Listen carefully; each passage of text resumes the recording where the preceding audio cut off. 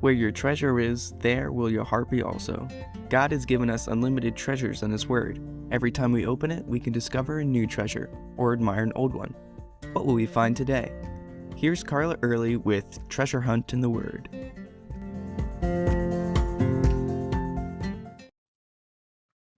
Think about the last major crisis you had. How did you handle it? What did you do first? Did you panic?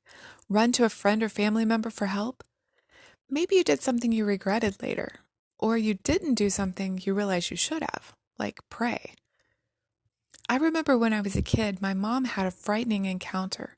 She said she always thought she would scream or run or somehow fight back, but when she was cornered by a strange man in a dangerous situation, she just froze. Which was good, considering the man turned out to be one of my dad's friends who just happened to catch her in an awkward time. It's just that her response surprised her. Sometimes we don't know how we will react in a scary situation. In 2 Kings 19, Hezekiah found himself in a situation like this.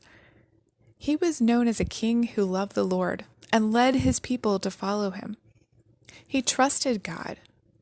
But then the most powerful army in the known world at the time showed up at his doorstep. They'd already conquered other nations, and their sights were set on Jerusalem. Hezekiah had a few choices here. He could surrender, probably be killed, and his people would go into exile. Or he could try to get word out to Egypt or another more powerful country in hopes that they would help. Or he could go to war with these evil heathen people and probably end up killed, having the city sacked, and the people murdered in the Assyrians' torturous style. On the surface, that seemed to be all of his options. But Hezekiah chose to do what we all know that we should do in a crisis. He turned to the Lord. He took the threatening letter the general of the Assyrian army had sent him, went up to the temple, and spread it before the Lord.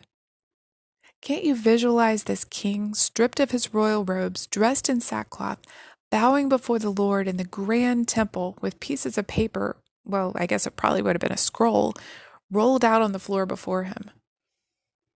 When we studied this passage in my Bible study fellowship group last year, one of my friends said that she'd had some disturbing news that week.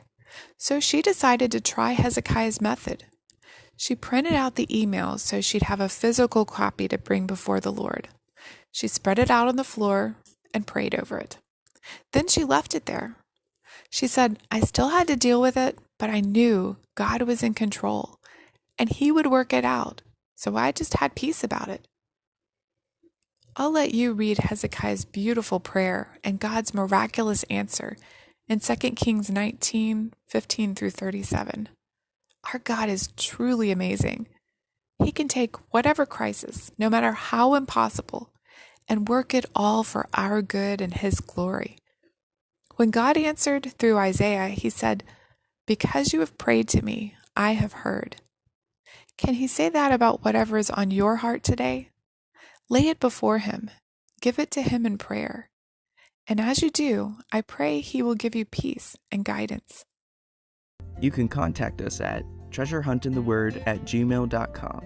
We'd love to hear the treasures God has given you through His Word. You can listen to other episodes at our website, which you can find in the description below. Thanks for listening, and remember, where your treasure is, there will your heart be also.